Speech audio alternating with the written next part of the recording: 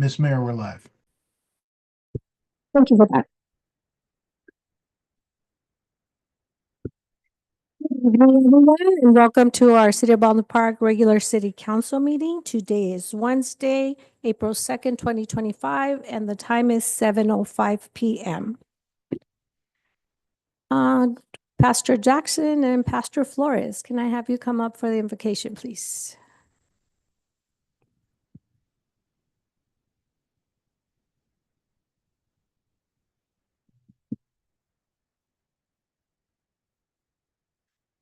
Thank you, Mayor and Council.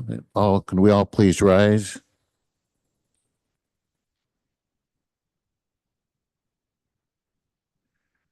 Oremos. Gracias, Señor, por esta noche y gracias, Señor, porque tú eres Dios y Dios, tú eres bueno. God, we thank you that you are God. You are God over the city, and God, you are good. Yo presentar esta reunión, Señor, para honrar su nombre, Señor, y servir su pueblo. We pray, God, that we continue to honor your name and serve your people effectively. Gracias, Señor, por ese liderazgo, Señor. Bendice en este momento. We praise you, Father, and we pray for our leadership today. Would you bless them? En el nombre de Jesucristo. Amen. Thank you. Councilmember Ayala? Oh, I'm so sorry. Thank you, Pastor Jackson. We thank you for the privilege of coming to your throne of grace, that we may find grace and help in time of need. And our nation need your help.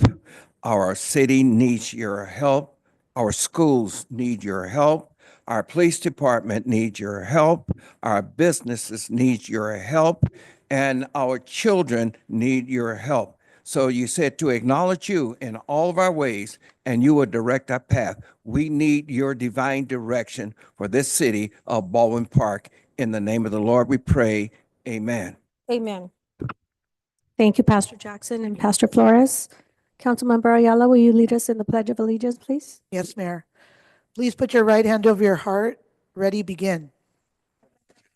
To the flag of the United States of America, and to the republic for which it stands, one nation, and under God, indivisible, with liberty and justice for all. May I have roll call, please? Yes, Mayor. Mayor Avila, Here. Mayor Pro Tem Damian, Here. Councilmember Ayala, Here. Councilmember Estrada, Here. Councilmember Lozano. Here. Thank you so much. Thank you. City Attorney, do you have anything to report from closed session? Yes, the City Council held its closed session meeting beginning at 5:07 p.m. with all members present. With regard to item number 1, conference with legal counsel for existing litigation with items A, Ashar versus City of Baldwin Park, and B, 14418 Pacific Avenue LLC versus City of Baldwin Park. An update was given by legal counsel, direction was given, and no reportable action was taken. With respect to item number 2, conference with legal counsel regarding anticipated litigation, 2 of the 3 items were heard and no reportable action was taken. Thank you for that. I would like to have a motion to close the closed session, please, for the special meeting. Second. To close. Roll call, please. Councilmember Ayala, Yes. Councilmember Estrada, Yes. Councilmember Lozano, Yes. Mayor Pro Tem Damian, Yes. Mayor Avila. Yes. Motion carries 5-0. And now we are moving on to proclamations, accommodations, and presentations. The first one will be for Romani for the Public Works Department for his years of service. Anthony, will you be receiving that for him? Okay.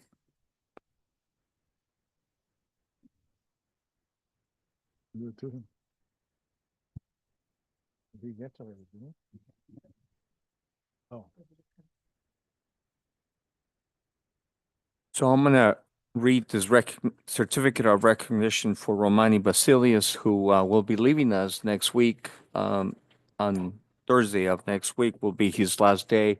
Today would have been his last city council meeting, but he had a family issue that he needed to attend to. And Anthony, who works with Romani, will be accepting the certificate on his behalf. So Romani came to work for us in August of 2022 and will be leaving us in April of 2025. His official title is engineering manager. He also stepped up to become the acting director of public works when the former director of public works left the city. In recognition of the 2.5 years with the city of Baldwin Park, the city council congratulates you for your and appreciates you for your unending loyalty and commitment to our department, the city staff, your colleagues, city residents, and the entire community.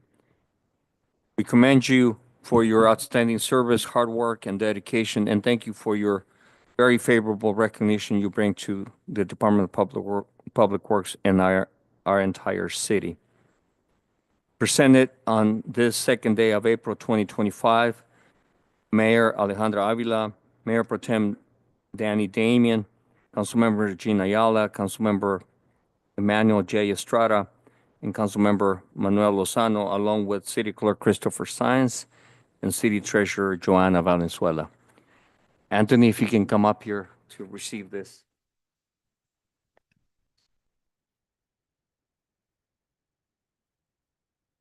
Thank you. Well, we'll do a picture. Yeah. As he delivers it. The message, right? Yeah, there you go.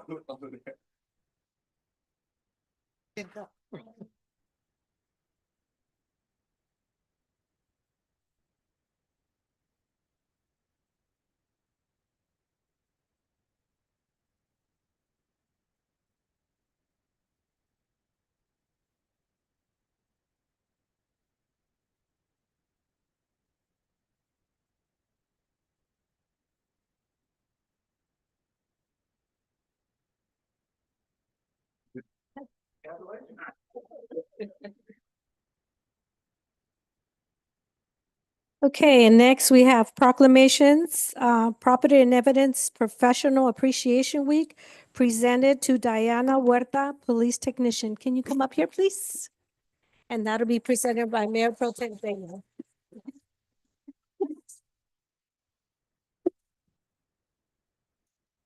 And I'll go ahead and start reading.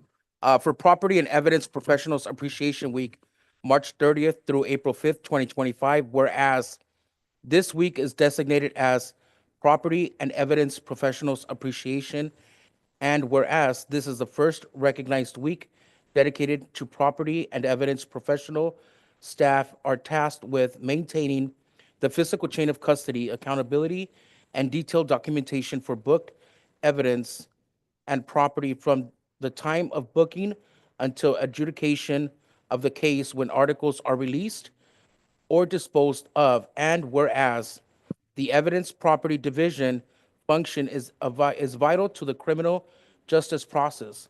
Its effective and efficient operation is integral to an agency's quality of service to the community and criminal justice system, and whereas the management of this function has become increasingly complex due in part to factors related to legislative mandates, hazardous material storage, the protection and preservation of biological DNA-related material, security and chain of custody, and the training of evidence property personnel. The failure to manage the evidence property function can affect the successful prosecution of criminal violators, resulting in agency liability or loss of public confidence. And whereas Property and Evidence Week is an opportunity to recognize and thank Diana Huerta, police technician who receives and processes up to 5,000 pieces of property a year, which has to be documented, stored, and the records maintained as long as the items remain in their custody. Now, therefore, Alejandra Avila, Mayor of the City of Baldwin Park, along with myself, Mayor Pro Tem Damian, Council Members Jean M. Ayala, Emmanuel J. Estrada, Manuel Lozano, City Clerk Christopher Sines, and the City Treasurer Joanna Valenzuela do hereby proclaim March 30th through April 6th, 2025 as Property and Evidence Professionals Appreciation Week in the City of Baldwin Park, and encourage all city staff residents, and community members to recognize and applaud these hard-working individuals from the Baldwin Park Police Department and other surrounding police organizations.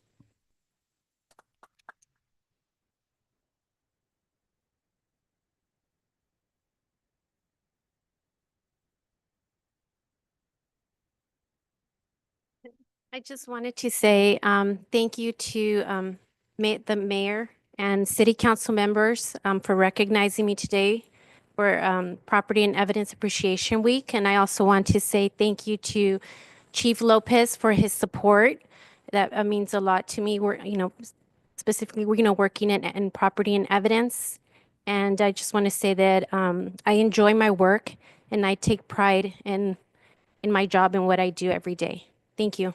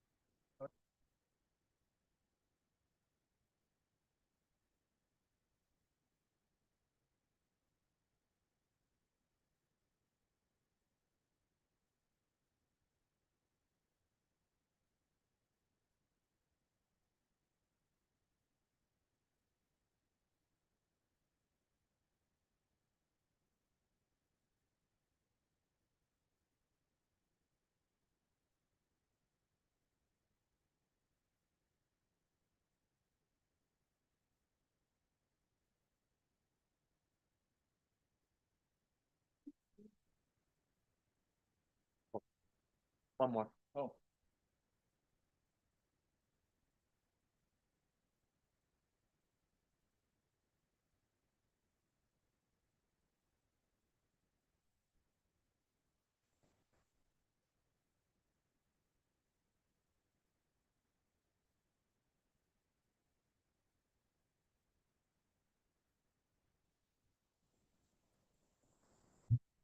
Okay, and now we are moving on to another proclamation.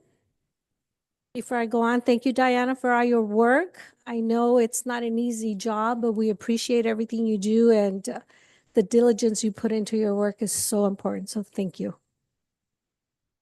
It's Arbor Day proclamation presented to Erica Ortiz, Community Development Management Analyst, and it will be done by Councilmember Estrada.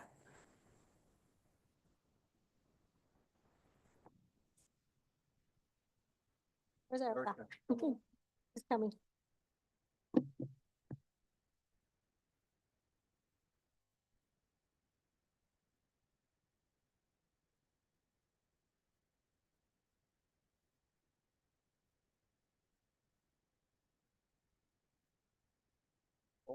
Arbor Day, April 25th, 2025. Whereas in 1872, J. Sterling Morton proposed to the Nebraska Board of Agriculture that a special day be set aside for the plant of trees, and whereas the holiday called Arbor Day was first observed with the planting of more than 1 million trees in Nebraska, and whereas Arbor Day is now observed throughout the nation and the world, and whereas trees can reduce the erosion of our precious topsoil by wind and water, lower our heating and cooling costs, moderate the temperature, clean the air, produce oxygen, and provide habitat for wildlife, and whereas trees are a renewable resource giving us paper, wood for our homes, fuel for our fires, and countless other wood products, the trees in our city increase property values, enhance the economic vitality of business areas, and beautify our community. Whereas trees, wherever they are planted, are a source of joy and spiritual renewal. Present this proclamation to Erica Ortiz from the Community Development Department and thank her for her service and commitment to ensuring that Arbor Day holiday is observed and recognized in the city of Baldwin Park. Now therefore, Alejandra Avila, Mayor of the City of Baldwin Park, along with Mayor Pro Tem Daniel Damian, Council Members Gina M. Ayala, Daniel J. Estrada, Manuel Lozano, City Clerk Christopher Science, and City Treasurer Joanna Valenzuela do hereby proclaim April 25th, 2025 as Arbor Day in the City of Baldwin Park and encourage all residents and community members to celebrate and support efforts to protect our trees, plant more trees, and promote the well-being of the future generations.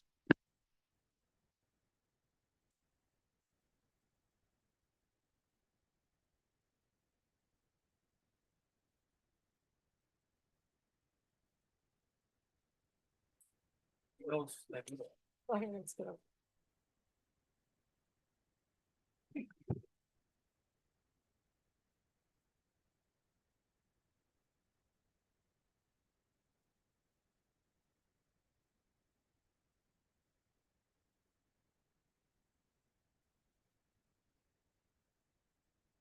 Yes, I did. Thank you to the council. April is Earth Month, and with that comes Arbor Day. Arbor Day is important because it celebrates nature and encourages people to plant trees. It also focuses attention on the critical role trees play in providing resources and sustainability, not only for us right now, but for our future generations as well. This proclamation will also be a part of our Tree City USA designation application package, which helps build a foundation for the future and creates a legacy for our community as well. So thank you.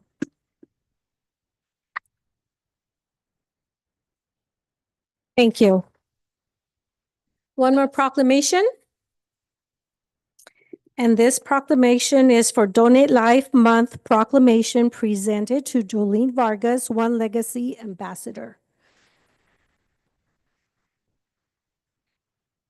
And as Jolene walks up, you see our One Legacy flag right here to my right in honor of Donate Life.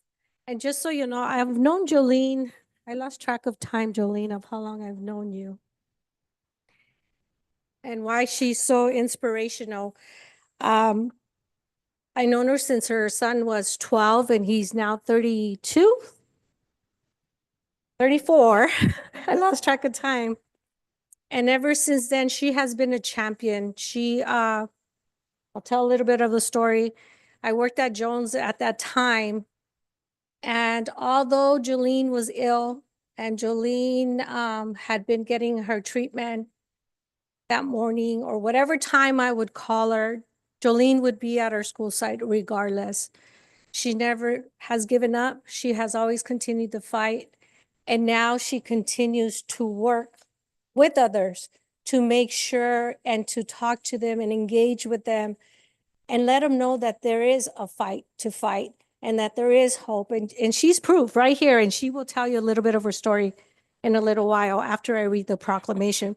So she is an amazing woman here in the city of Baldwin Park, making a difference, not only in Baldwin Park, but all over California and the United States. So let me read the proclamation. DMV Donate Life California Month, April 2025. Whereas organ, eye, tissue, marrow, and blood donation are life-giving acts recognized, there you go, worldwide as expressions of compassion to those in need. And whereas more than 121,000 individuals nationwide and more than 21,000 in California are currently on the National Organ Transplant waiting list. And every 90 minutes, one person dies while waiting due to shortage of donated organs. And whereas the need for donated organs is especially urgent in Hispanic and African American communities. At any given time, 6,000 patients are in need of volunteer marrow donors, and whereas a single individual's donation of the heart, lungs, liver, kidneys, pancreas, and small intestines can save up to 8 lives. Donation of tissue can save and heal the lives of up to 50 others, and a single blood donation can help 3 people in need. And whereas California residents can sign up with the Donate Life California registry when applying for or renewing their driver's license or ID cards at any California DMV. We are happy to present this proclamation to Jolene Vargas, One Legacy Ambassador, and thank her for her commitment to this organization, her community, and the United States. Now, therefore, I, Alejandra Avila, Mayor of the City of Baldwin Park, along with Mayor Pro Tem Daniel Damian, Council Member Gina Mayala, Emmanuel Estrada, and Emmanuel Lozano, City Clerk Christopher Sines, and City Treasurer Joanna Valenzuela, do I hereby proclaim April 2025 as National Donate Life Month and DMV Donate Life California Month in the City of Baldwin Park, and encourage all Californians to check yes when applying for and renewing their driver's license or ID card, or by signing up at the www.donatelifecalifornia.org or www.donatelifecalifornia.org. donvidacalifornia.org. Signed, myself, Mayor Alejandra Avila, Mayor Pro Tem Danny Damian, Councilmember Ayala, Estrada, Lozano, City Clerk Science, and City Treasurer Valenzuela. Thank you.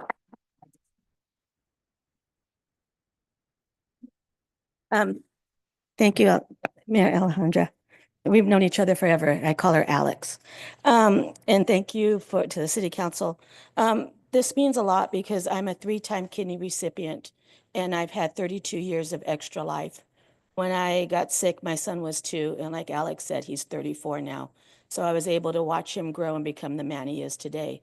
A lot of it came from the city because he grew up here in Baldwin Park and he has a great education, and he lives in Seattle and works for Microsoft, and he got all that from Baldwin Park.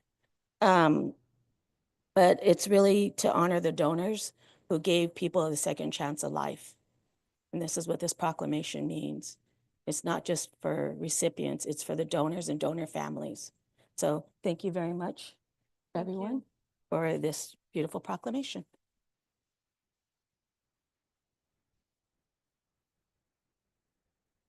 And if you haven't already signed up for the pink dot, make sure you do so, please. As you could see, she's proved that it works. I also have proof my brother-in-law, he received bone marrow, and a friend of mine just donated her kidney to her sister.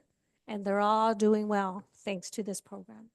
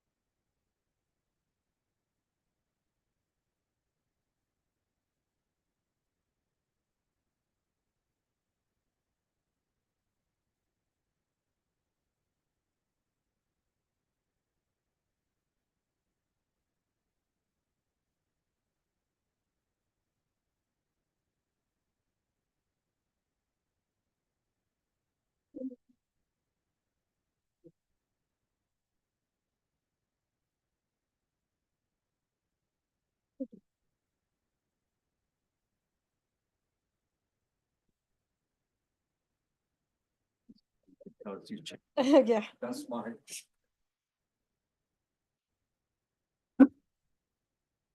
And I can't tell you enough how important it is to get that dot on your ID or your driver's license.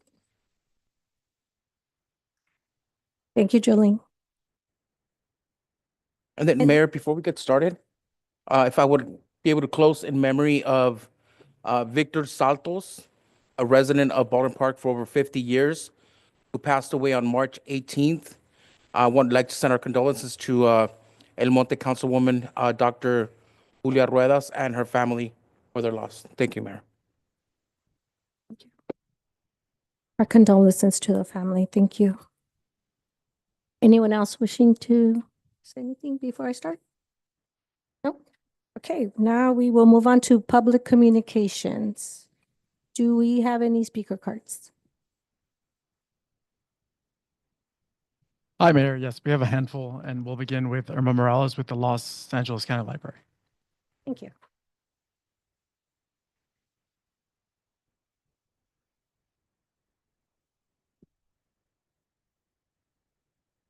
Good evening, Mayor Avila, City Council members, city staff, and community members. I'm here to tell you about some upcoming programs for Baldwin Park Library. For the month of April, LA County is celebrating Arts Month, and we're partnering with our friends at LA County Department of Arts and Culture to bring you our 2025 Civic Art Passport that looks like this. And this year's Civic Passport features 22 libraries with civic artwork and serves as a guide to exploring the collection. Pick up your passport at any of our LA County Library locations. Visit each library in the passport and collect all 22 passport stamps and receive an exclusive Arts Month gift bag. Baldwin Park is one of the libraries that is on here. We have a piece of art that was commissioned for the 100th anniversary of the 19th Amendment. And our piece of art, it's called Raise Your Voice by Laura Vasquez Rodriguez. And I believe you all have some bookmarks that have those initial pieces of artwork, but there's other artwork that you can find. Also for the month of April, National Library Week is April 6th to the 12th. We're celebrating and highlighting the valuable role libraries, librarians, and library workers play in transforming lives and strengthening our communities. National Library Week is sponsored by the American Library Association and has been observed in libraries across the United States each April since 1958.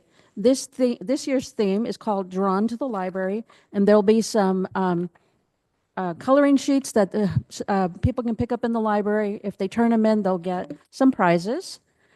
So there's some great information. You can always find out information because it's also Poetry Month for April. So on lacountylibrary.org, you'll find all the information, upcoming information. Quickly, I'll tell you about our upcoming programs. We have a water conservation presentation from the Valley County Water District. That's this Saturday at 1 p.m. We also have 2 U.S. citizenship information sessions. One Saturday, April 12th at 11 a.m. in English, and the one in Spanish is also on Saturday, April 12th at 1 p.m. So those are some of our upcoming programs. As always, more information can be found on our website. Thank you for your time. Thank you.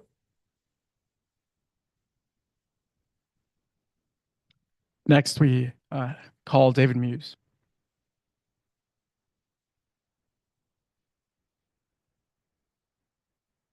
Good evening, Mayor, City Council, and staff. This is in regards to a recent incident that is involving the Little Leagues. Play ball. These 2 words typically mark the beginning of an exciting season for communities across the nation. For the grand stages of Major League Baseball to the small but mighty Little Leagues in the cities like Baldwin Park. Although Baldwin Park spans just 7 square miles, it proudly supports 3 Little Leagues programs, Eastside, National, and American. For the past 2 years, these leagues have successfully interleagued to ensure all children, regardless of league affiliation, had the opportunity to play, grow, and thrive in both baseball and softball. This season was especially meaningful for Eastside Little League, which triumphantly returned last year after being forced to fold during post-pandemic years due to declined participation. Thanks to the leadership efforts of Eastside Little League President Cecilia Bernal, the Board of Directors, and the unwavering support from District 19 and the neighboring leagues, Eastside rose from the ashes like the phoenix and began to rebuild its community. In 2025, season began with optimism, enthusiasm, and shared commitment from all 3 leagues to interleague once again. That spirit of unity and cooperation was abruptly shattered on April 1st. Without prior warning and collaboration, the National Little League leadership made a unilateral decision to withdraw from the interleague agreement, effectively abandoning their commitment and leaving Eastside Little League scrambling to repair the damage left in the wake of their departure. This sudden withdrawal came directly after a heated exchange between the minor league softball managers from both leagues following a game played on National's home field. While disagreements happen in sports, what is deeply troubling is the disproportionate and reactionary nature of the National Little League's response. Instead of seeking mediation and resolution, they chose to sever ties entirely, impacting not just Eastside Little League program, but hundreds of children and families who rely on these leagues for connection, sportsmanship, and growth. Even more concerning is the stark contradiction between the words and action that Edson Chavez, president of National Little League, in an email addressed to Cecilia, he wrote, "We are here to provide a safe space environment for our young athletes and our community. Our purpose is to offer them physical and mental well-being, to foster social skills, help develop them, into being team players, showing grand sportsmanship, discipline, and resilience. We are not here for ourselves, but for them. And yet, the decision made by National League leadership speaks otherwise, prioritizing ego and conflict over well-being and development of the children. Sorry, David. There's more, and I understand my 3 minutes are up, but I just wanted to bring this to your attention, and their decision has impacted this community.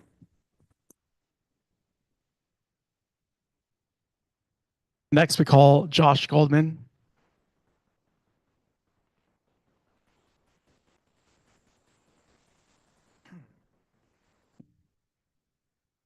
Good evening, Mayor, council members. Josh Goldman, Waste Management.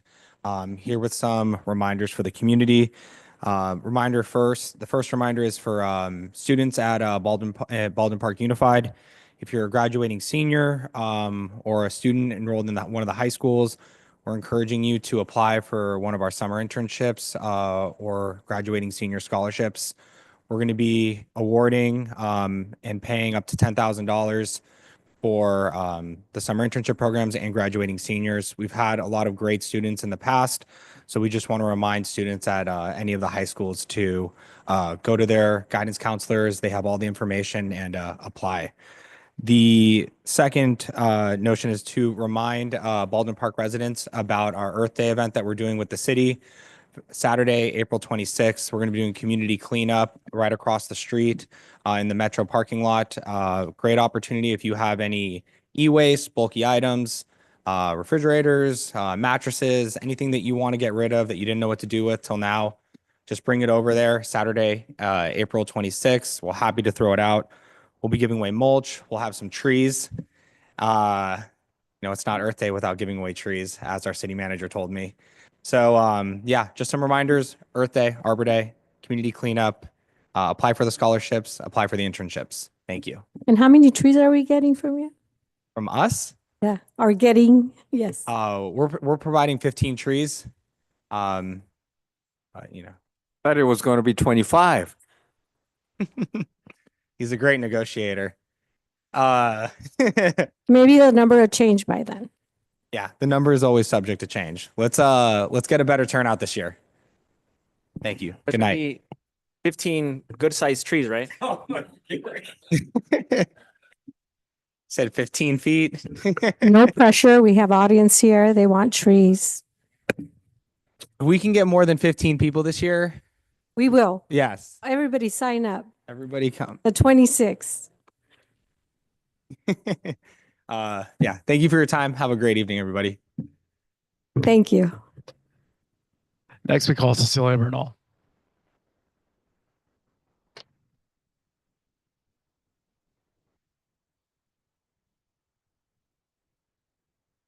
Good evening. My name is Cecilia Bernal. I live at 14883 Stockdale Street, Baldwin Park, California.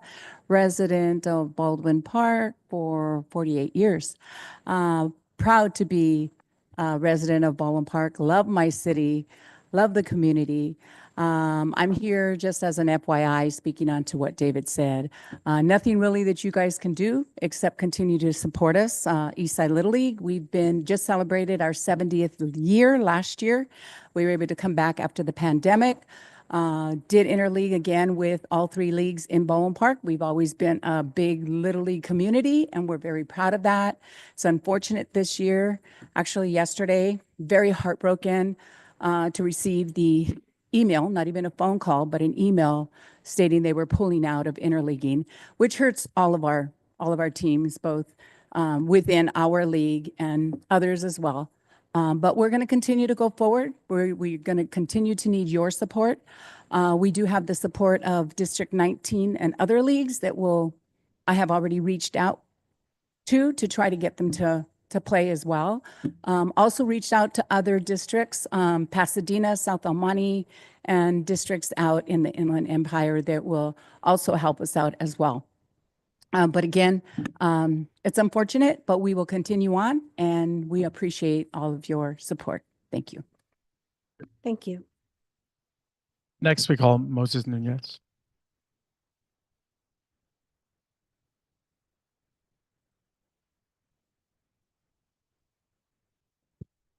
Good evening, Mayor, members of the City Council.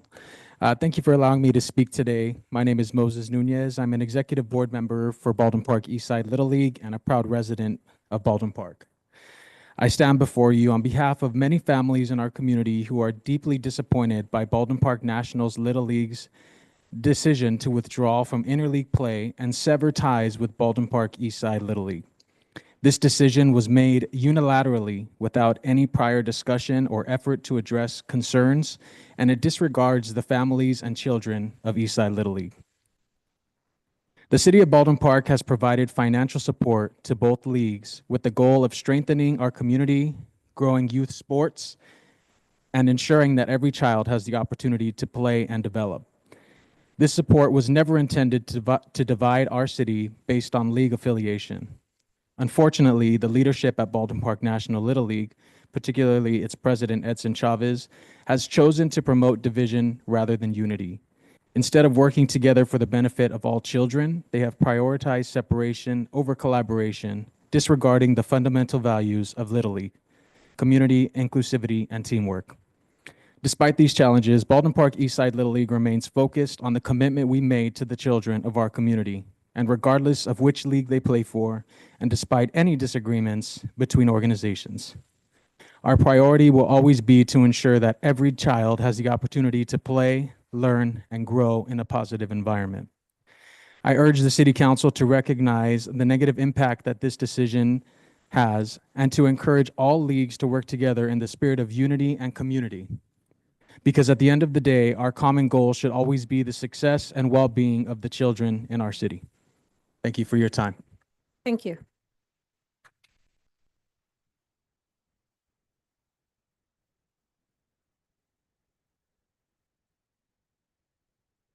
Next, I call Jennifer Welcher.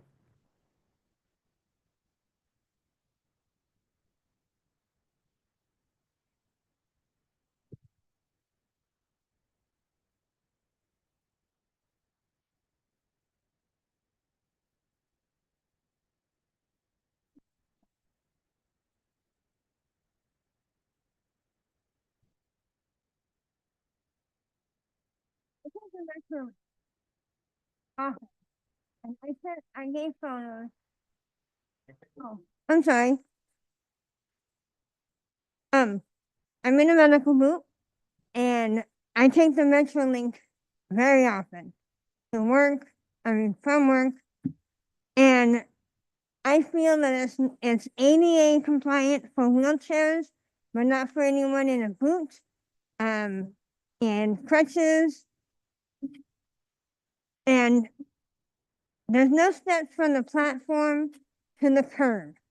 There's the first photo I showed is one of the spaces from the platform to the curb has a pipe. And I've gone down that section not realizing there's a pipe there and almost landed on it because I lost my mouth. There are multiple areas between the bushes that the public has made to step down from. However, the step down is over a foot from the platform to the ground with no steps or handrails. The length of the platform is 530 feet. There, as you can see, these are the different spaces.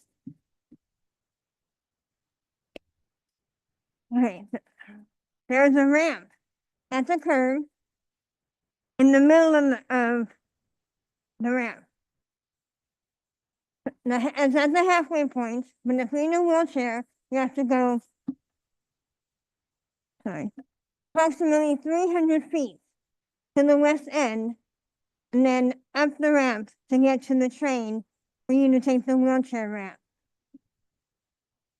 If you're going the east side, you can't use the wheelchair, but you have to go all the way around the parking area to get up to the platform and then go straight up. It's not, there's multiple times I've seen people almost fall. If you exit the train in the middle of the platform. It's roughly 265 feet to the end of each side of the platform.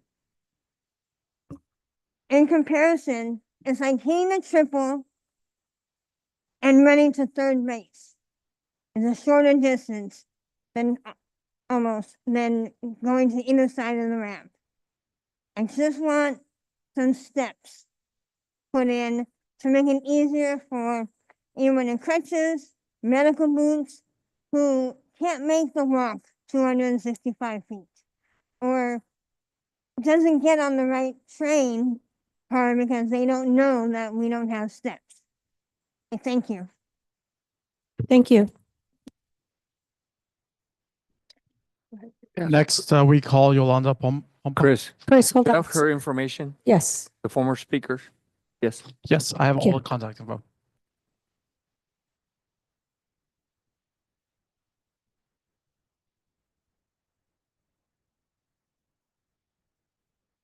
Yolanda.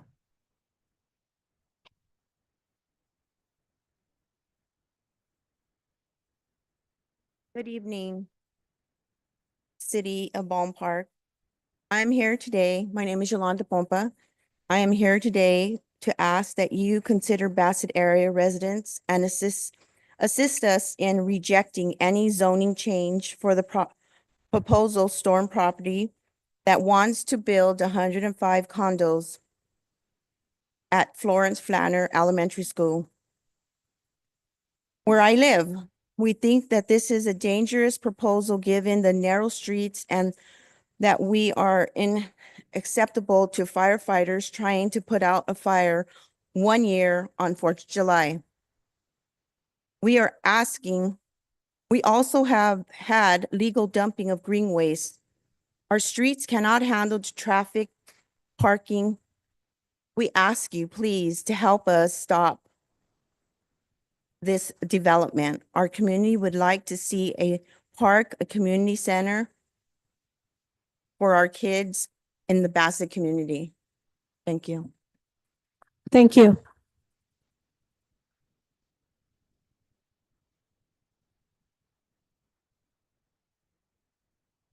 Next, we call Yvetta Whitley.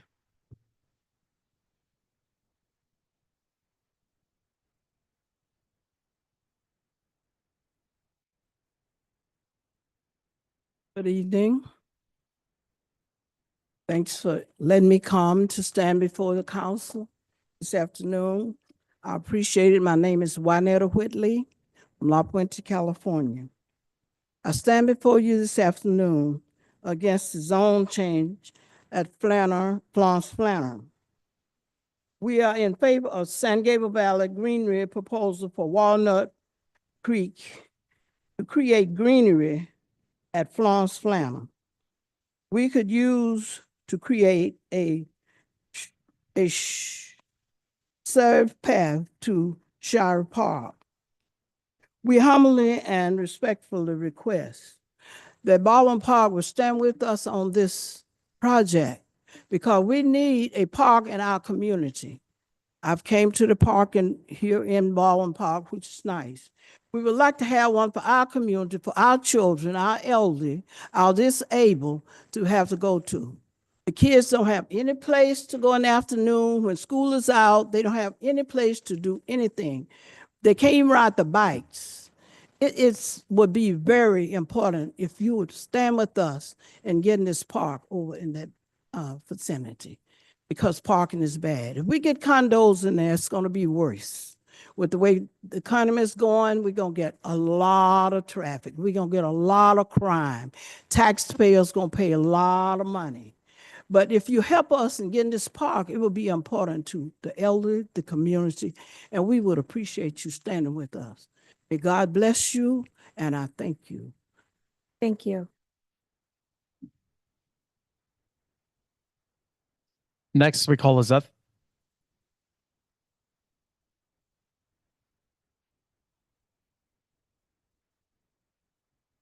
Lizette? Lizette?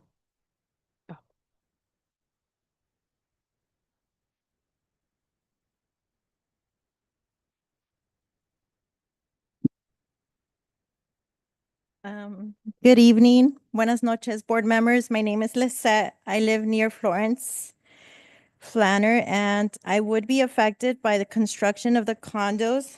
We are against the zone change on Florence Flanner. We are in favor of the SGV Greenway. I do want to read some statements that Alejandra Avila has said in the past. We fight for our families. We fight together. They need to be protected to make sure our families are safe and guarded. Another one. Baldwin Park will be known for working together and not just for ourselves. Another one on October 19, 2022. We shouldn't separate our students and the city. We need to work together. We need to work for the same goals, build leaders, working with the city and the district, not only for today, but for the future, so our kids can have a better future. Let's please work together and put an end to the rich getting richer and helping the community and helping first generation homeowners like myself. Me and my husband just moved in like maybe 2 years ago. If I would have known this was gonna happen, then maybe we wouldn't have bought there. Maybe like a year ago, I have a baby. So when she turned 1, she did have a seizure. She had 3 seizures. So my drive from my house to Kaiser was like 5 minutes. How much more time is this gonna add to my commute? I do also have 2 boys, so I have 3 kids. The boys are always riding their bike on the street. They're not gonna be able to do this anymore. They're not gonna be able to play outside. And please, this is like, we've already done like 20 meetings. We go constantly every month to the Bassett board meetings and nothing has been done. So we're asking you guys to help us. That's it. Thank you. Thank you. Next, we call Aaron.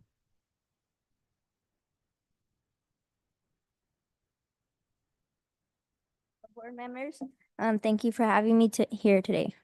Martin Luther King, Rosa Parks, and Cesar Chavez are all names that have been burned into the retinas of history. But there's one thing that they all have in common. They all fought for what was right. Everyone here, my community, thinks that parks and not condos is what we think is right. We're fighting for what we think is right, not what you guys think is right. Thank you. Thank you, Erin. And that's how they all started, the way you started. Next, we call Samuel Brown. Erin.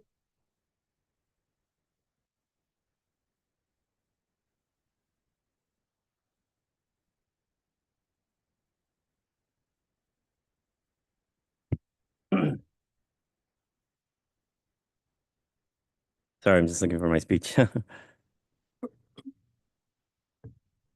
Okay, thank you. Dear Baldwin Park City Council, I'm here to inform you that the San Gabriel Valley Greenways Network proposal is now accepting public comment.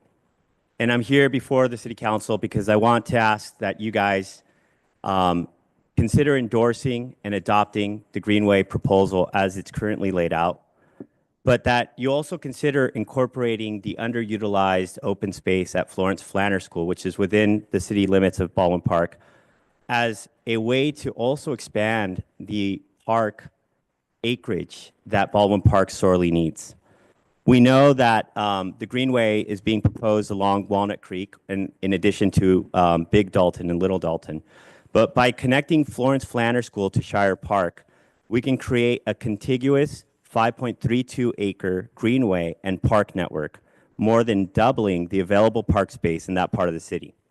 This is not just a trail. It's an opportunity to expand and activate open space in one of the most underserved areas of Baldwin Park. Right now, the city of Baldwin Park has just 0.34 acres of park space per 1,000 residents, compared to the LA County average of 8 acres per 1,000.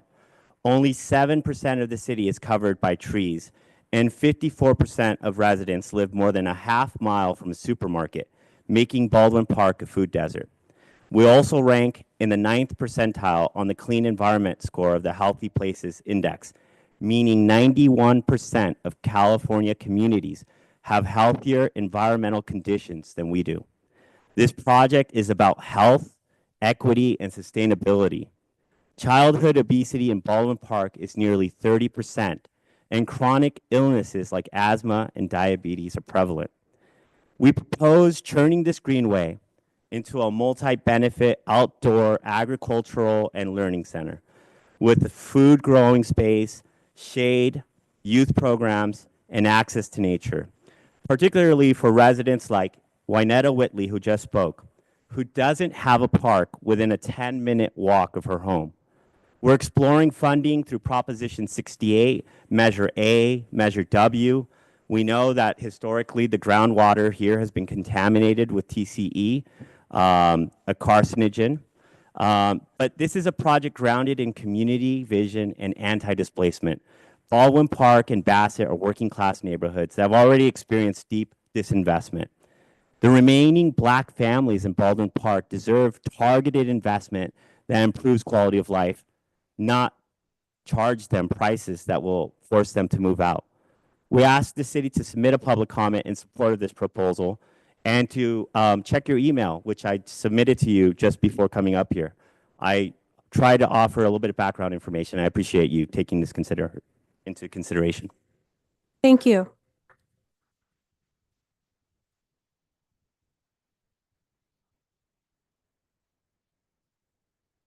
Next, we call Noemi Curiel. Noemi.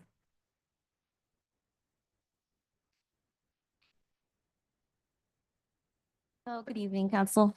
I'm here today to speak about the public parking in our streets, 42 block and Park Place. I've had an issue where about a few years ago, there was no stopping, no parking in our street. I have come multiple times, as well as my family, to speak of the issue. We get tickets constantly. In our alley, there's only 3 houses. There's one in the beginning, ours that is in the middle, and one at the end of the alley. We get tickets for simply just parking outside of our house where we're not really bothering anyone. Like I said, we never got a notice that this was going to happen. It came from one day to another. Someone came in, there was signage posted that we can't park there. I've asked multiple times, how come there was never any form given to us or any notice that this was going to happen? I have, there's 3 senior citizens in my house. There's 2 women and there's my brother. I work at 4 a.m. Our driveway only fits 3 cars. So that means I would have to park outside in the main street, which if you're in our alley, there's not much going on. There's not a lot of houses. So there's coyotes, there's a lot of homeless people there. Unfortunately, there's also a lot of people that are on drugs. Thankfully, I have had police officers come in and they would actually knock and let us know that someone has called to let us know to move our car, which I do appreciate that. But it's become an issue. We're constantly getting tickets. My father is 73 years old, my uncle's 65. Like I said, I'm 33 years old. I work at 4 a.m. I don't feel very comfortable walking to the end of the alley to go get my car and leave at 4 a.m. My cousin also works in the morning. My brother leaves at 6 a.m. So we all kind of just leave in a timely manner. We're not there for very long. We're not requesting for the whole signage to come off, just for a permit for us that we reside there. We've been there for 20 years. If we could please get a permit or some kind of resolution where we're allowed to park there. We only take, like I said, most of the time we only park right in front of our house. We don't really take part of the alleyway. So there's no way that we're taking up any space. We were told that it was due to tow trucks not being able to pass by. However, the 2 alleys next to us are more narrow than ours and they're allowed to park in the street. We live in an alley where there's tow truck drivers. They're constantly driving up and down. But they park their tow trucks. They unload their tow trucks there. They're not told anything, but we are constantly getting tickets, getting calls that they're going to give us tickets, and it's becoming an issue. Like I said, there's a lot of us, 2 women, 3 men, most of them senior citizens. And we just would like to have a resolution to that, please. Thank you so much for your time. Can you please leave your information with our city clerk? I have Thank all you. the You contact have it? details. Okay, thank you. Thank you. Next we call Matt Nichols.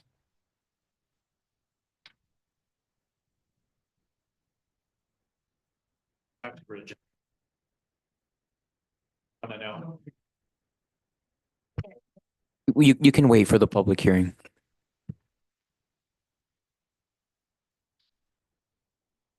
Next we call Miguel Zuniga.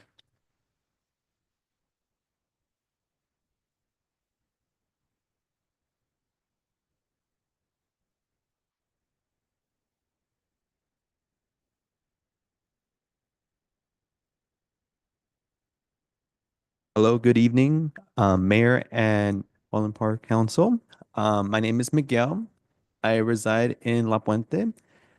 Your neighbor, as many of my neighbors in La Puente came to speak up on, the Flounder project that is happening in our area is going to impact many families and also many generations to come. We are essentially park poor, and with that, it's unfair for the community that the condo project is gonna take place. And what I'm here for today is to ask for support for each and every one of you to support us with this in opposing this project with us. As Samuel mentioned, it could be a great opportunity for Baldwin Park to also expand within that region if we are backed by you guys. And so with that being said, I do want you all to please consider supporting us. And I just, that's all I want to say. Thank you. Thank you.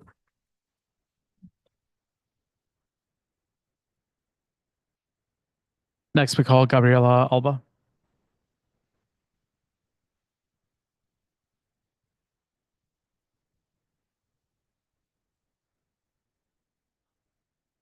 Hello, good evening. My name is Gabriela, and I'm a resident from the community of Bassett. I grew up on the border of Baldwin Park. My mom used to take us to Morgan Park at the pool when we were little. My brothers played karate. We shop here, all the grocery stores and stuff. Like, I consider BP to be my home as well. In the past few years, I've seen really awesome improvements here in BP. Especially like just growing up around the area. Like events that really center health, safety, wellness, and communal cohesion overall. Like the concerts in the parks, the farmers markets, social events, really awesome city-sponsored events that brought the community out for recreation, exercise, and social connection, spaces for people to get to know their neighbors, which we know builds safer and healthier communities. It has come to my attention that the city of Baldwin Park has some stake in a decision that is impacting the residents of the unincorporated community of Bassett. Contrary to all the really excellent events happening in Baldwin Park, Bassett's growth has struggled and staggered in comparison. One of the reasons I believe that this is to be is that particularly on the side bordering Baldwin Park, we're extremely park poor. We currently do not have any third spaces or areas for play, recreation, or connection on this side. Directly adjacent to Baldwin Park. I grew up with my mom driving me and my siblings to like other cities to play sports or to gain access to any sort of recreational space. We grew up playing in like the elementary school parking lots, and kids are still doing that, and it's really sad. So I'm asking the Baldwin Park Council to please help us stop the effort to rezone the Flanner Elementary site by saying no to rezoning that space. We are in favor of the SGV Greenway. We have a really great opportunity to be part of a beautiful greenway, and this development project would just take that away from an area that desperately needs a park or a teen center, recreation center, walking paths, some sort of third space. Yeah, like imagine it being like part of the Emerald Necklace. If y'all have read about it, it would be really great to kind of have the whole circle. But if the space were to be redeveloped for something else, like we would miss out on the opportunity to be part of that. So I'm just here to ask y'all to support us in saying no to the rezoning effort of that land. So thank you. Thank you. Next, we call Kayla Ann Davis.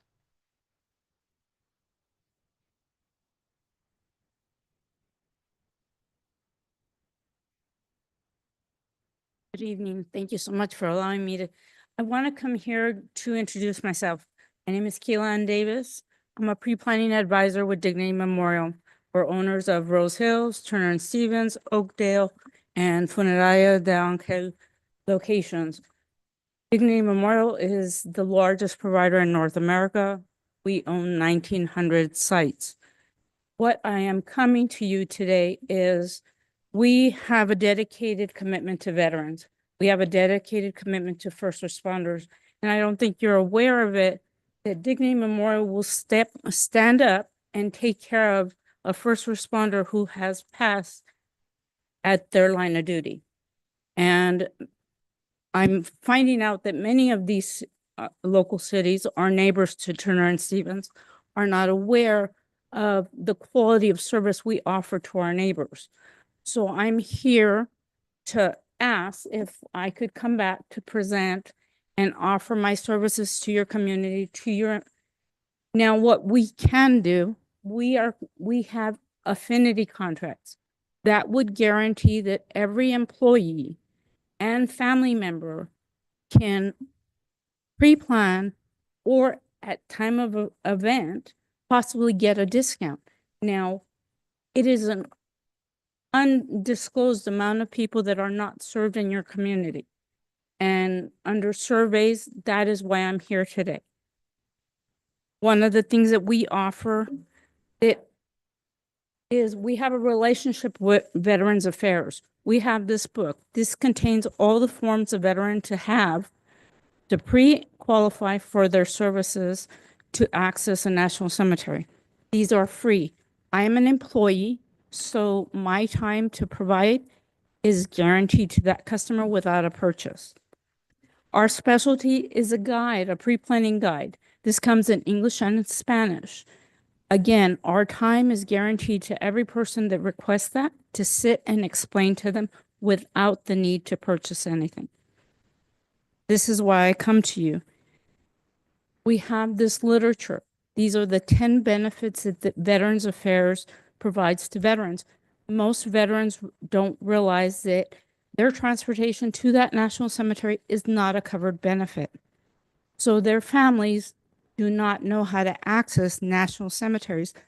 When they complete this guide with us, they will have the form to pre-qualify and the forms that their family will need to complete their resting place.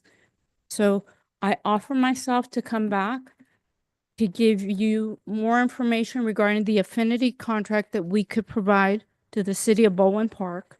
And at the same time, I would like to serve your community. Thank you so much for your time. Thank you.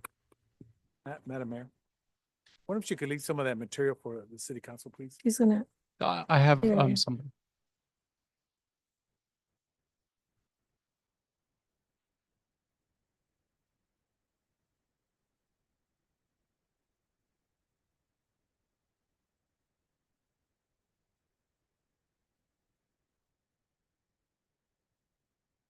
Mayor, that concludes all speaker cards received. Thank you for that. Do we have anybody in the audience that would like to come up?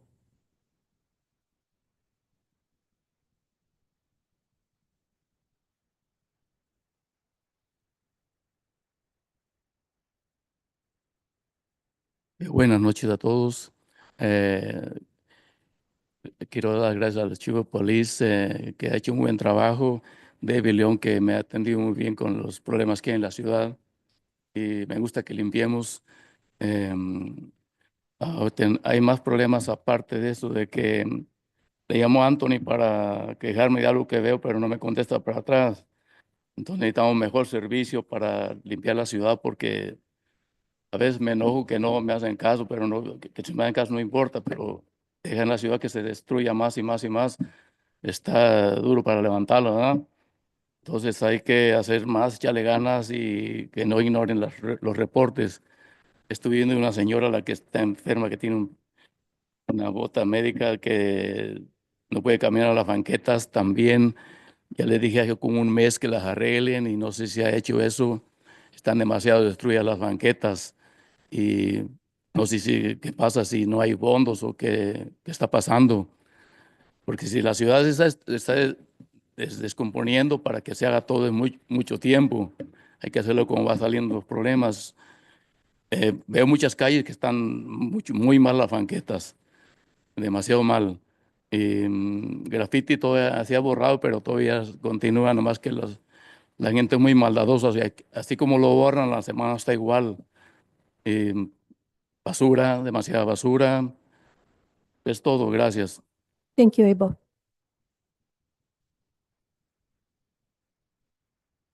Do we have anyone else?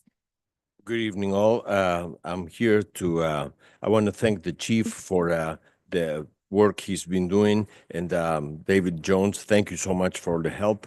I like to, I like to clean, and I like us all to keep the city clean. And but there are some problems. I have called Anthony, but I have not received any response from him. And we have to provide better service because this is unacceptable. The city is getting destroyed more and more and more. And we're ignoring the reports. People call to report issues and they're ignored. There's this lady with a medical boot that you saw that she can't walk on the sidewalks because of the condition of the sidewalks. What's going on? Don't we have funds? What's up? Many streets have the sidewalks in very bad conditions, and we need to take care of this. The graffiti is taken care of, but as soon as it's cleaned or erased, it comes back up, and we need to provide, we need to get together to provide the better service, and there's a lot of trash all over the place too. Thank you so much.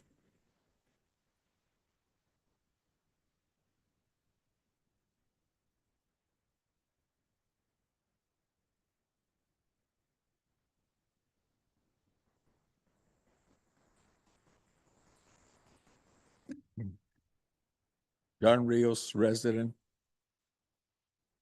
I was listening to this, ladies and gentlemen, from Bassett. I went over there where you guys are talking, they're talking about. The street is so narrow. I was going through it and there was another car coming on the opposite way. I had to back into a driveway so they could go by. It's a very dangerous area where you guys are doing. Well, you not, but whoever wants to make the planning to build any condos or houses or whatever in there. The green space would be beautiful for right there. We don't have no green space in that area. But I know the concerns these residents have. The only thing they can do, because they belong to the county, they could request a closure of those streets going into their main street. We South Pasadena did it. They put a request for it and they closed down that street. They have two entrances right there, that area in Bassett, that could be closed down. Then you guys would have to send everything to Bobby Merced. But it's a good concern that they have. Like I said, there's a lot of kids in there. I'm afraid somebody's going to get run over. The people who live there, they know how to drive very slow, take care of the kids. But other than that, the Barnes Park project, I mentioned the last time that the fans were torn down and the homeless are going through there. We need to close down that fence.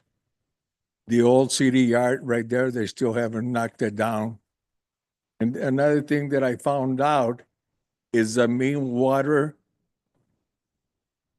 valve for the park would cut down all the water for the neighborhood. They had to do it around a couple of weeks ago, and they didn't have no water for a whole day.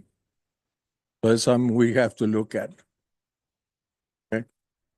But other than that, you know, I usually call Anthony or I call Fernando on stuff that I see in the streets and everything. There's other little issues that I'll talk to Anthony or to Fernando. But that's all I have for right now. Thank you. Thank you.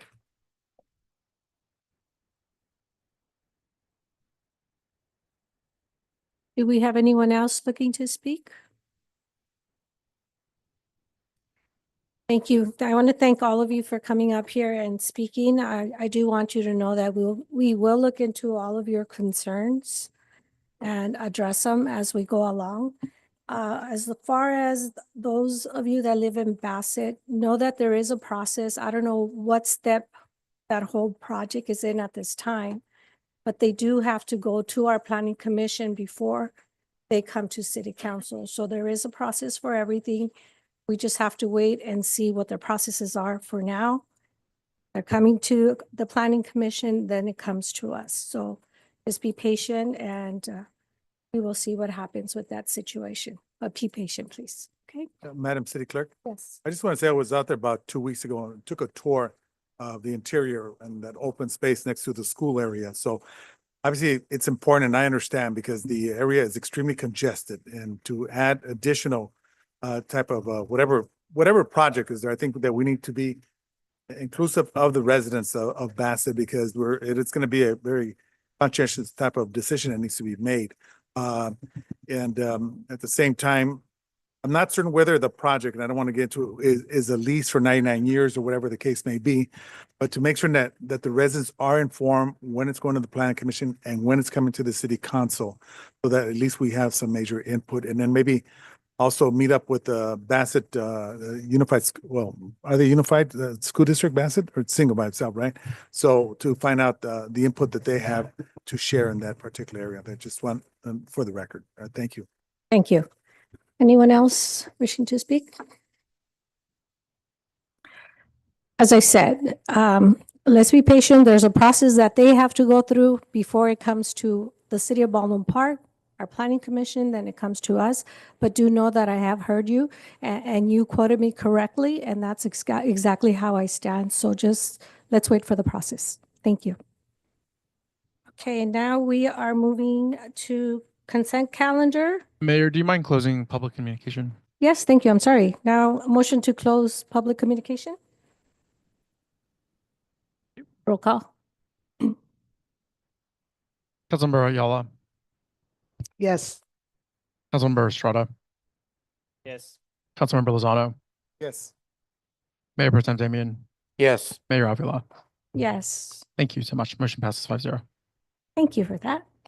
Now we are moving to consent calendar. Anybody needing to remove any of the items 1 through 8? I'll move for consent calendar. Okay. Do we have a second? Second. Roll call, please. We have a motion by Councilmember Lozano, second by Mayor Pro Tem Damian. Councilmember Ayala, Yes. Councilmember Estrada, Yes. Councilmember Lozano, Yes. Mayor Pro Tem Damian, Yes. Mayor Avila. Yes, Motion passes. thank you. And now we are moving up to public hearing, item number 9. Who will be handling item number 9 here? Thank you. Good evening, Mayor and members of the City Council. This item is before you, but before we can get into a presentation, I would like to announce that we have received a challenge from a housing interest group. This is the California Housing Defense Fund. We received this late this afternoon, and it's they made several lengthy points. Planning staff will need some more additional time to review these before we can move forward with our proposal for an update. What we are proposing at this time is to continue this item to a date certain to May 7th. Perfect. So if everybody in agreement? Yeah, would we be privy to what, to see what this objection was or what you just received? Yes, I'll definitely Okay. be able to provide If you this. can just send us an email to the council before, that way we're up to date when they bring it back in May 7th. Okay, so do we have a motion to bring it back for May 7th? I'll make a motion to bring it back to May 7th. Do I hear a second? I'll second. Roll call, please.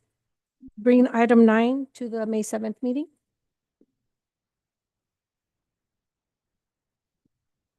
There was a Councilmember motion. Ayala, Yes. Councilmember Estrada, Yes. Councilmember Lozano, Yes.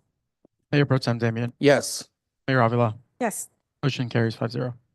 Okay, thank you. Now we have another public hearing, item number 10. It's the first reading and introduction of ordinance number 1517, amending the definition section 153.220.240 of the City of Baldwin Parks Municipal Code relating to warehouses and wholesale sales to revive table 153.050.020 as it relates to permitted and conditionally permitted uses in the industrial I and industrial commercial IC zones and finding the action to be exempt from CEQA.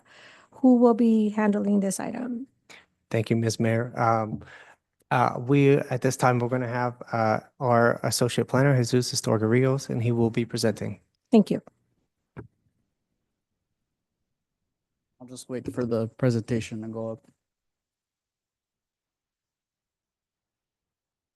Thank you. Good evening, Honorable Mayor, Mayor Pro Tem, and members of the City Council. Next slide, please. Before you all this evening is a request to amend section 153.220.240 of the city's municipal code relating to warehousing and wholesale sales and to revise table 153.050.020 as it relates to permitted and conditionally permitted uses in the industrial I and industrial commercial IC zones. Staff, next slide, please. The background of this request dates all the way back to the adoption of the current zoning code. As a part of the list of comprehensive changes adopted by the zoning code updates, one aspect was the elimination of 3 previous zoning district designations: the OI Office Industrial Zone, the CM Commercial Manufacturing Zone, and the CBD Central Business District zones. These zones were removed, and all properties that were affected by this change were then recategorized into either existing I Industrial Zones, the IC Industrial Commercial Zone, or the newly established MU2 or Mixed Use 2 zones. Next slide, please.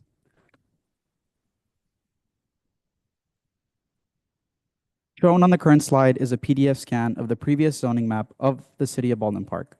The red outlined areas are the areas that were recategorized from the OI, CM, and CBD zones into the I, IC, and MU2 zones. These red areas are also the sites of various existing warehouse and/or wholesaling businesses within the City of Baldwin Park. And a majority of these sites are within the I or IC zones, which are the zoning districts in question for tonight's item.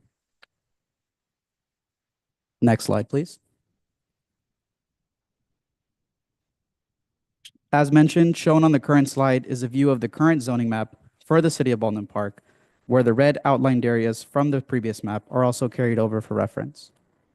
So the light blue and purple areas noted within the red outlined areas are the I and IC zones.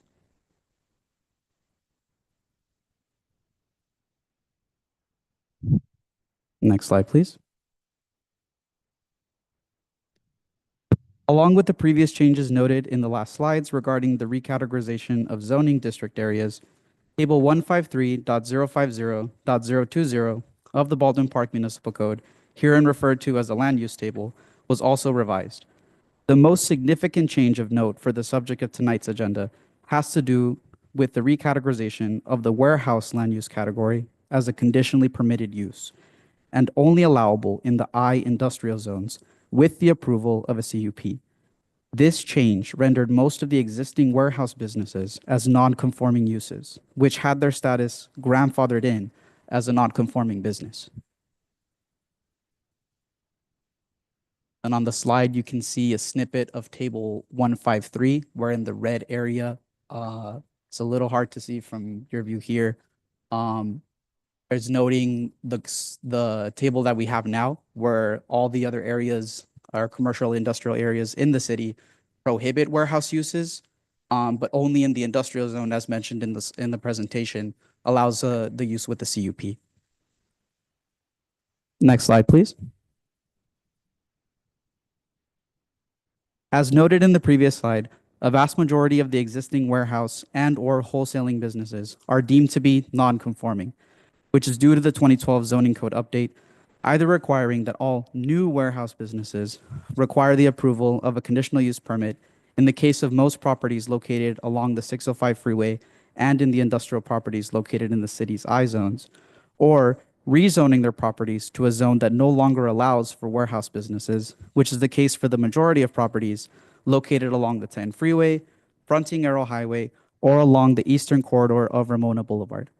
These changes over the years have led to concerns voiced by local business owners and property management companies as to whether they can continue to operate as a legally established warehouse or wholesaling business.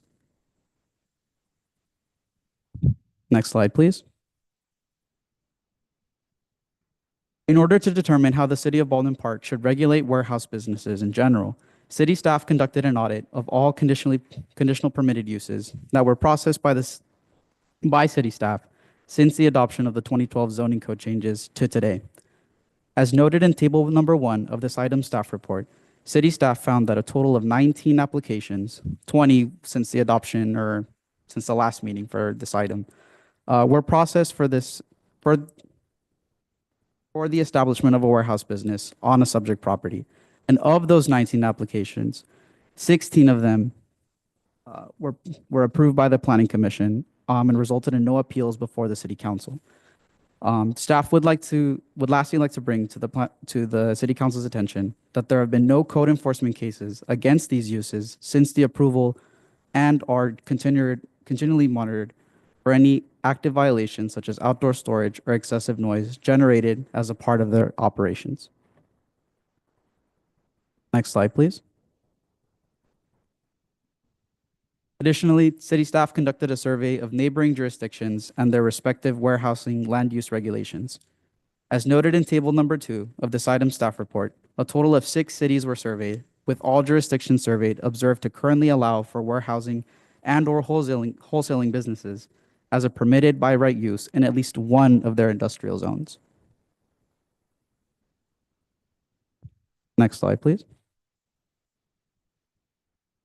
After reviewing all previously discussed information, city staff are recommending the following changes be made to the municipal code. The first set of changes would be to revise the definitions section to include 2 new definitions for warehousing and wholesaling businesses. These definitions would be split into 2 subtypes: small-scale warehousing, wholesaling and warehousing uses, which are warehouse uses with the building area of less than 10,000 square feet, and large-scale wholesaling and warehousing, which are uses with the building area greater than 10,000 square feet. These definitions also include additional language intended to assist planning staff in further determining whether a warehouse use meets one of the 2 definitions, such as number of delivery trucks on site during a given delivery cycle, and specific industry terms for warehousing types, such as e-commerce delivery or fulfillment centers.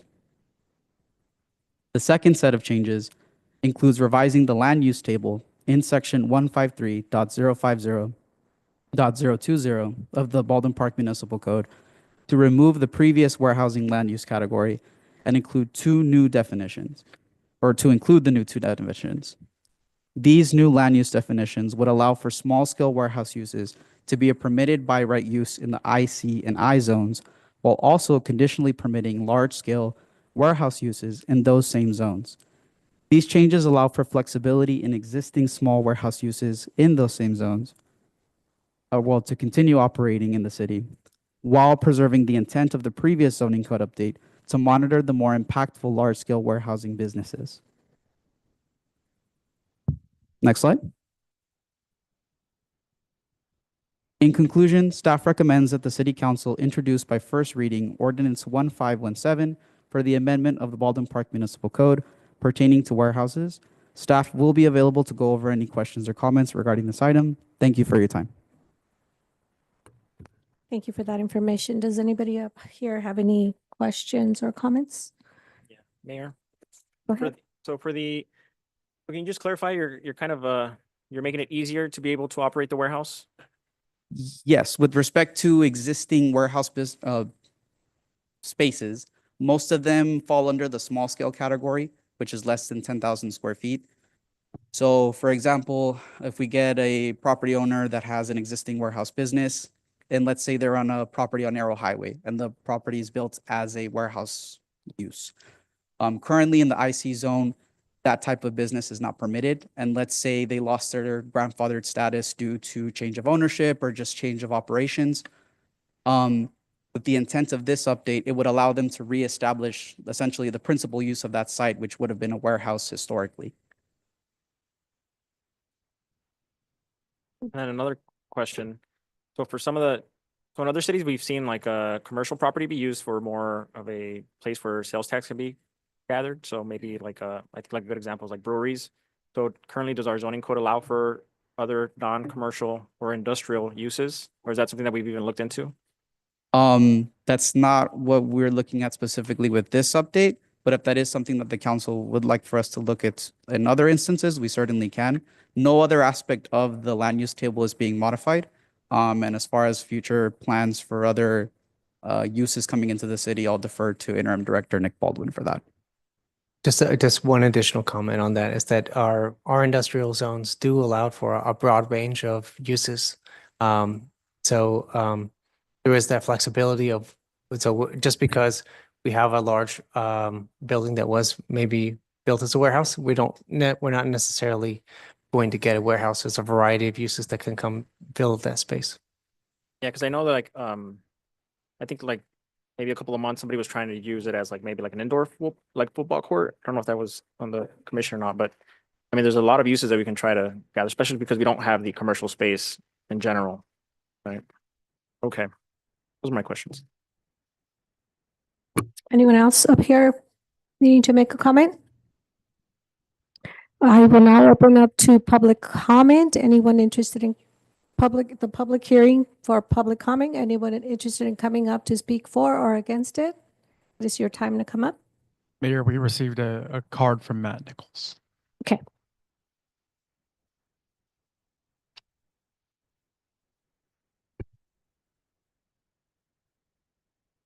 Start. Good evening, Honorable Mayor and City Council members. Thank you for your time. My name is Matt Nichols with Alan Matkins, here on behalf of Crest Capital Partners, the owner of 315 to 365 Cloverleaf Drive. Thought staff did a great job walking through the focused update here to the zoning code that addresses an important gap in the current municipal code. And we are speaking in support of the ordinance. There is one, though, important, I think, improvement and refinement that we'd recommend and walk you through that.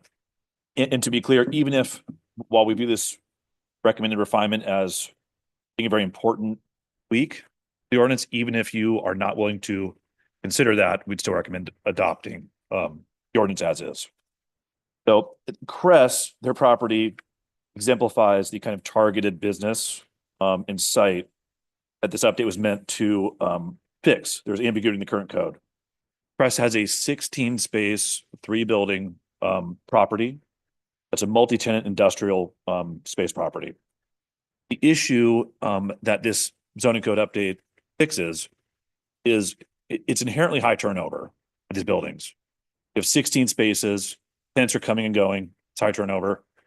By the way, at Crest property, for example, there's national brands, Home Depot's in there, and others.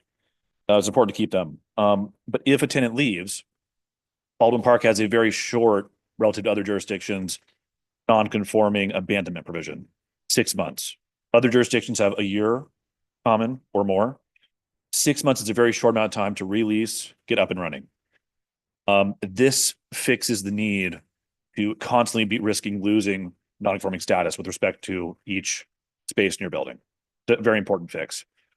The recommendation we'd ask is to move the threshold of 10,000 square feet for small scale warehouse to 15,000. Even 14,000 would be a huge improvement. For example, at Cress's site, 10,000 would get, but they have 16, it's about 12 spaces would fall within the by right use. 4 spaces, including Home Depot, would be outside. They're between 10,000 and 15,000. In a letter we submitted today, we reference staff walkthrough, very helpful, 6 other adjacent cities that I think led to the 10,000 square foot baseline. We would recommend, including a letter we submitted today, City of Chino, which has up to 25,000 square feet. We think it's a city that is more similar to Baldwin Park in terms of kinds of industrial uses you see over, for example, La Puente or Pomona. And also City of Commerce, which has specific provision that addresses existing facilities under 35,000 square feet. This ordinance hits existing facilities. I'm not sure how much time I have left. About a minute left. Oh, a minute, perfect. So I think we ask that you consider making that one tweak. And everything else is perfect in this update. And I think for the council to consider, if this were to be considered, this would not be something that we need to have an overhaul of the ordinance. It's good as is. I think if council were to entertain this and ask staff about it, this would just be a simple motion. You could make a motion to make that one revision, which is move the threshold from 10,000 to 15,000 square feet. With that, you would fix, 10,000 fixes some of the issue in the city. If you move it to 15,000 or 14,000, you fix more of the issue. And I think that's more in line with the spirit of what staff's trying to get at with this ordinance. So thank you. Any questions? Let us know. Thank you for your time. Thank you. You guys have any questions? Sure. I just want to understand. So what's the basis for the 10,000 square feet? Yes, that is something we looked at in our research. One, we're looking at to determine what that threshold is. We looked at what's a standard, and that based on our research, we found that that was a good 10,000 was a good threshold about how to distinguish large and small. Baldwin Park doesn't have many of the larger ones, and for the larger ones, it's important for us in our analysis is that we wanted to keep that a conditional use permit as the mechanism to approve those, because with larger facilities, you could have neighborhood impacts. And that's the sort of thing we would look at and analyze and present to the planning commission, and they would decide on. So we wouldn't be, with this change we're proposing, the large warehouses would be able to continue. There still would be a process for them. It's actually the existing process. Nothing would change for those folks. It's just this, we're making it easier for the smaller warehouses to be able to come and to be reprocessed, and as the speaker mentioned, as to fill in existing spaces. This would make us this change will make us more consistent with our neighbors and also make our city a bit more business friendly for warehouses. So if you were to increase it from the 10,000 square feet to 15,000 square feet, that would in a sense not allow any warehouse business to come in into something that's under 15,000 square feet, correct? No, the change that if proposed, if we were to take the proposal that was presented a moment ago, it would just raise the threshold. So if we were to have properties that are larger than 15,000, those would be subject to the CUP, and they would have that process. And everything below the 15,000 would then be by right. However, that's not what staff's recommending. We're recommending to keep our that threshold at 10,000. And that's based on the research that you did that would benefit our community. That's correct. Got it. Thank you, Nick. Okay, any more questions, comments? Nope.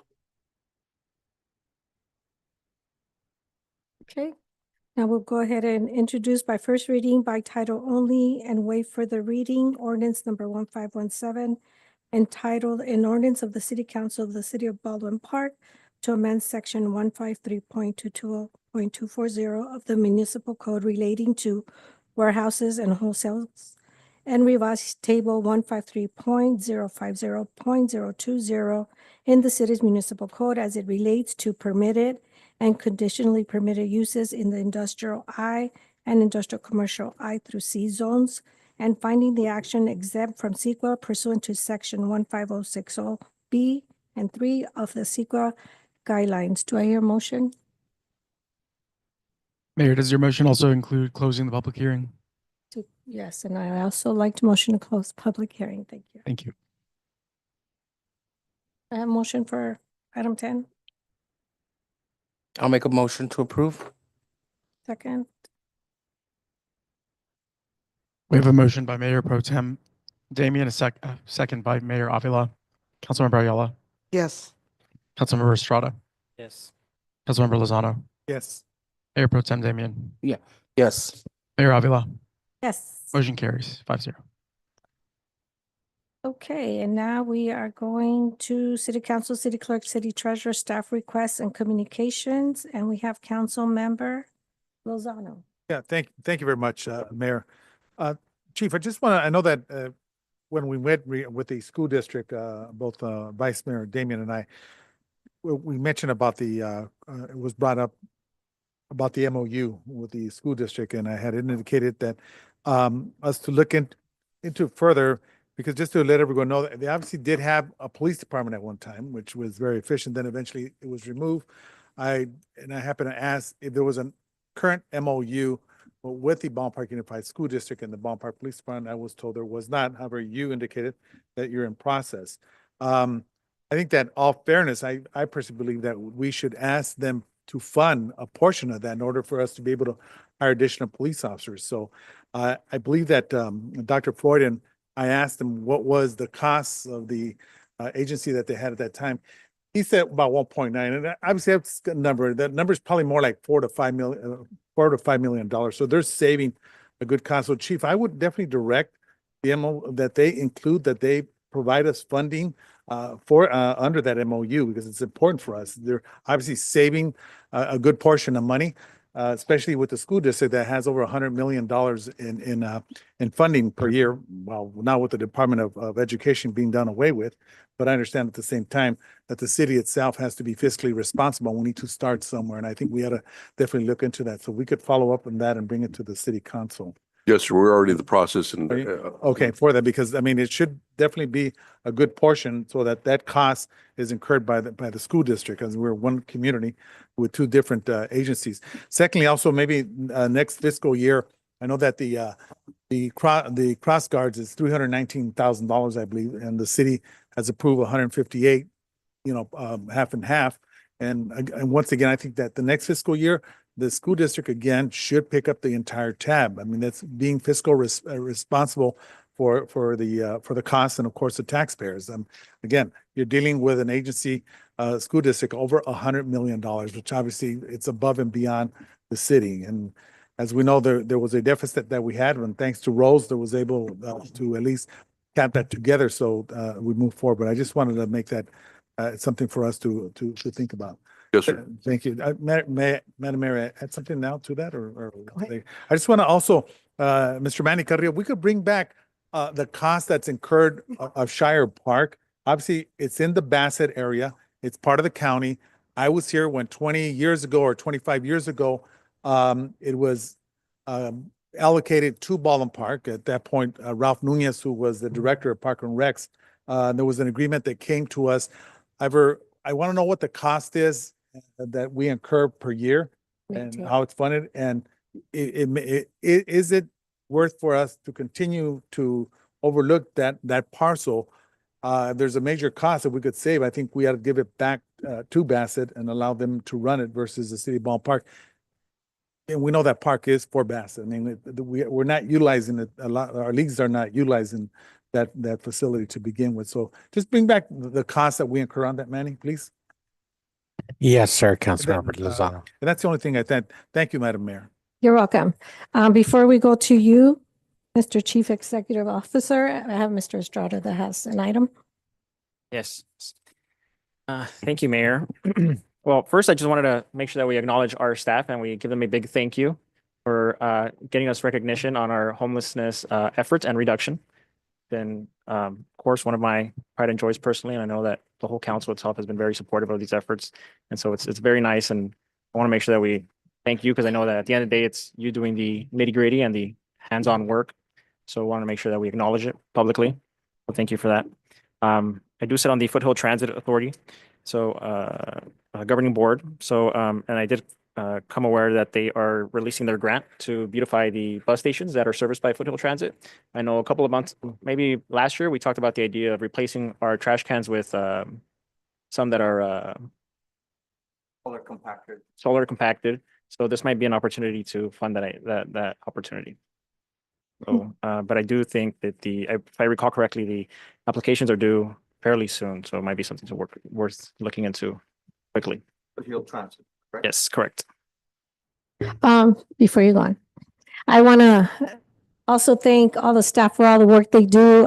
Manny, and you're going to help me with this because we were recognized this year for the 6th year in a row. Can you name all the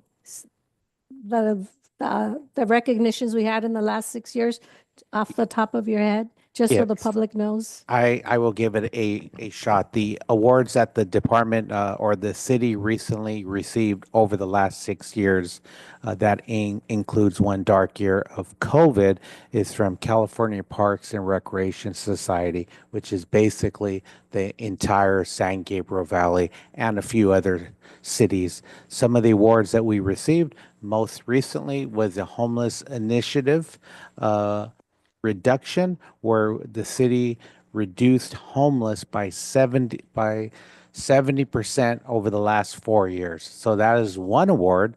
The year before that, we ended up receiving an award for Serenity Homes. That is a interim housing site on the south end of town. And the year before that, we received an award for Esperanza Villa. That's another interim housing site, 25 units for adults. So those are 3 awards. We received an award for, let's see here. The Posadas. The Posada was also another award. So the Posada was something very, very special for the community, and that's a relatively newer program. I believe we've had that award for about 4 years going now, and it's very successful. So I'm up to 4, and we have 2 more awards. The other 2 were Walnut Creek Nature Park for those improvements. So we've had a green renaissance within the community with a number of improvements. And mind you, all of those improvements are with grant funds.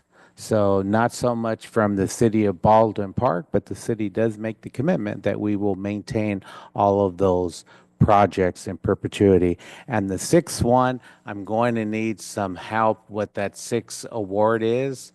I don't recall offhand, but does anyone recall what that 6th award is? I know Mr. Mojica, our judo instructor, received another award as well. Oh, I remember what that other award is. Going back a handful of years, it's our Open Streets. And that is the project that started it all a handful of years ago, where we closed down the street from where the concert or where the downtown street market went all the way to Santa Fe Dam, which was about a 4-mile trek. And that was something remarkable. So, and then in regards to this few weeks ago, the award we received, also, I would love to highlight Mr. Tony Mojica, and we will bring him at a subsequent city council meeting. He is a former 1980 Olympian for the United States. Unfortunately, that's the year that we boycotted when it was held in Russia. And in 1992 in Barcelona, he was also a coach for Mexico. And I've had the privilege and honor of knowing Tony for well over 35 years. And he's been with us for about 30 plus years, taking the kids all over the United States. And we've had numerous world champions, Pan American champions, and other champions compete and train here. Thank you. Thank you, Manny. And as I said earlier, that's 6 years in a row that our Parks and Recreation have brought projects into our city and have made them successful because we have gotten an award for that.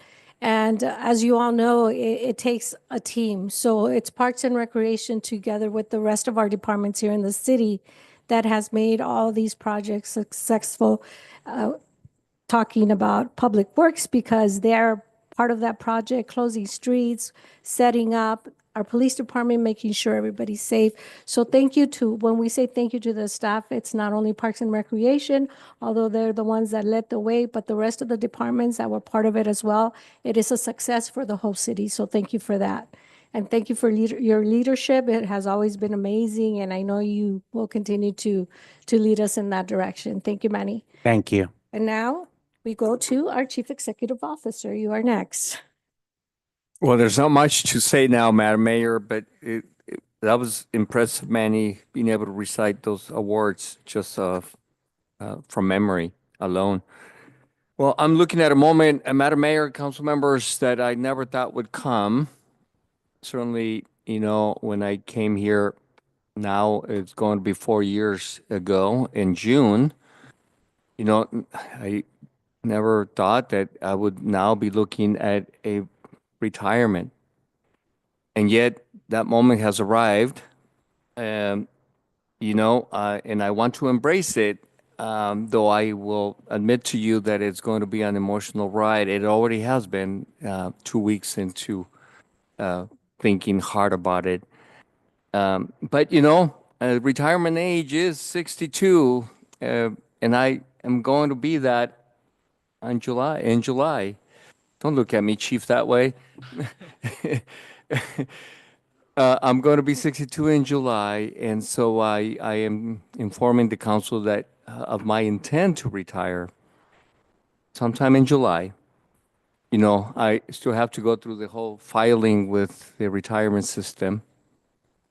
It's going to be emotional, and leaving aside the emotion, there's a mechanical aspect to this as well, and that is to ask you, the city council, to provide us, the HR manager, direction to proceed with the initiation of the recruitment and selection process for my successor. And we need direction from you to start that in anticipation of my retirement sometime in July. I will know soon when exactly in July, but it will be in July. And you see how awesome he is. He's planning ahead. He's thinking ahead, giving us month in advance notice, but we're still mad at you. I'll start off the comments. As you know, he came here and he came with boots on the ground, definitely ready to work. He saved the city from millions of dollars that we're losing. I don't even want to get into that, but he saved the city. He started working immediately. I don't think he had been to Baldwin Park. He knew where Baldwin Park is because he is from Azusa. However, I think he knows Baldwin Park more than some of the residents in Baldwin Park now. He took that challenge. He made sure he learned everything there was to learn about Baldwin Park. He's gotten to know quite a lot of people here in Baldwin Park.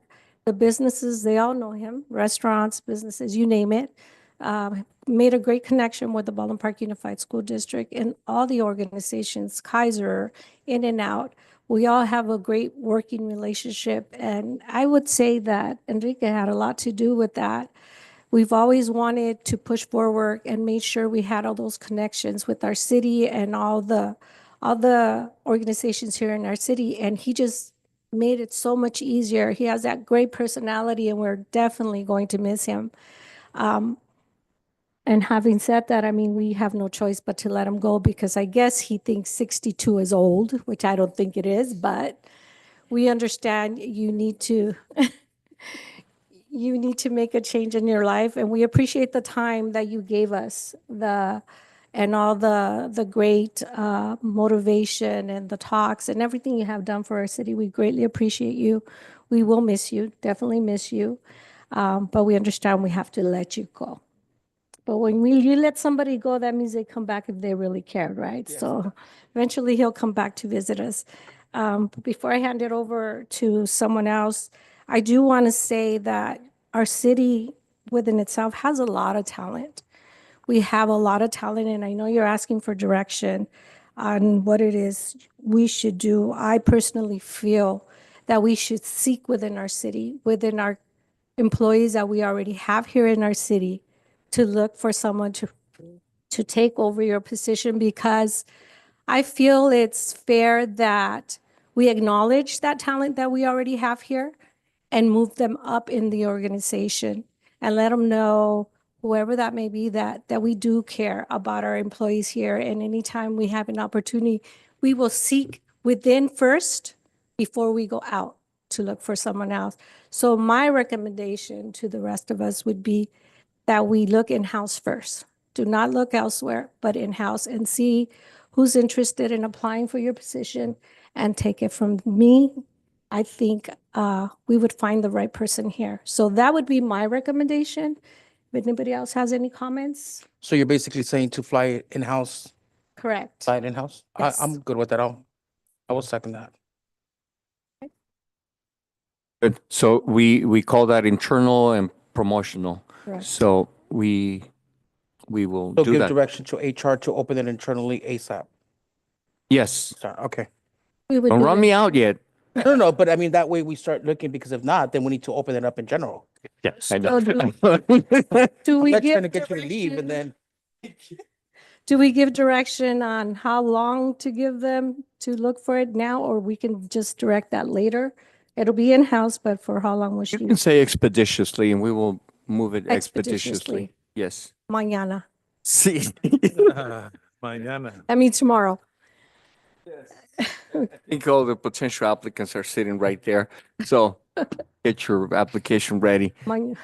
Or I'm sure there's going to be a process that'll be posted. There will be an email out from Human Resources with more details. That was not enough details, so that we can look within and look to see who the next person would be as our city manager, CEO here in the city of Baldwin Park, that I know is willing to do great things for our city or continue to do great things for our city. Anybody else have any comments? So that is the direction. We shall do. Thank you. Wow, I think we are done with our agenda. It is 8:57. Can I have a motion to adjourn? Motion to adjourn? Second. Roll call. Councilmember Ayala, Yes. Councilmember Estrada, Yes. Councilmember Lozano, Yes. Mayor Pro Tem Damian. Yes. Mayor Avila. Yes. Motion Thank carries. you all for attending. Have a wonderful evening.